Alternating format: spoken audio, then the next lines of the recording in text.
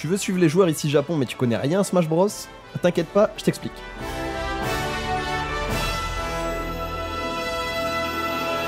Smash Bros c'est quoi?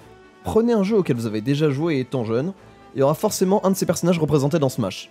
En gros, c'est Mario qui tape sur Pikachu, qui tape sur Cloud, qui tape sur Snake, etc. etc.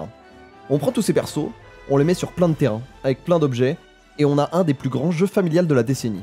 C'est le jeu auquel t'as déjà joué avec tes cousins, en soirée, chez ton pote en rentrant des cours. Mais nous, on veut faire de l'e-sport. On va donc retirer les objets, la majorité des stages, et se limiter à 2 joueurs. On a 2 joueurs, réduit nos variantes au maximum, maintenant, bagarre. On rentre dans une mécanique de jeu de combat classique. Il faut se mettre des coups. Enfin classique, pas tout à fait. Sur Smash, pas de barre d'HP à consommer au fil des enchaînements.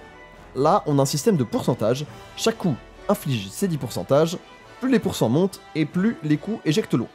Au bout d'un moment, l'éjection est telle qu'on est projeté en dehors du terrain.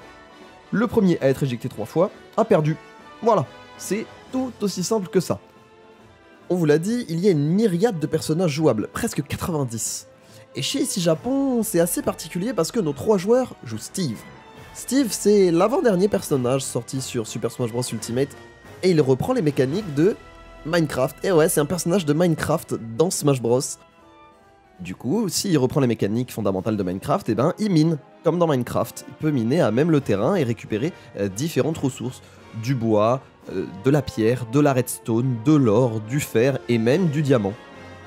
Ces différentes ressources vont lui permettre de créer différents outils. Avec la redstone, on crée de la TNT, avec du fer, on crée une enclume, on crée un minecart, et surtout, chaque ressource permet d'améliorer ses outils. En bois, les coups feront pas forcément très mal, les coups de pioche, les coups d'épée feront moins de pourcents et on verront moins loin. Alors que dès qu'on a pioche et épée en diamant, je vous assure que le résultat est pas du tout le même. Toutes les ressources accumulées permettront aussi de créer des blocs. Ces blocs qui vont permettre de jouer soit défensif, pour se prémunir d'une agression et pouvoir miner plus facilement, ou alors vont permettre de créer d'autres combos. Notre joueur sûr est d'ailleurs le spécialiste.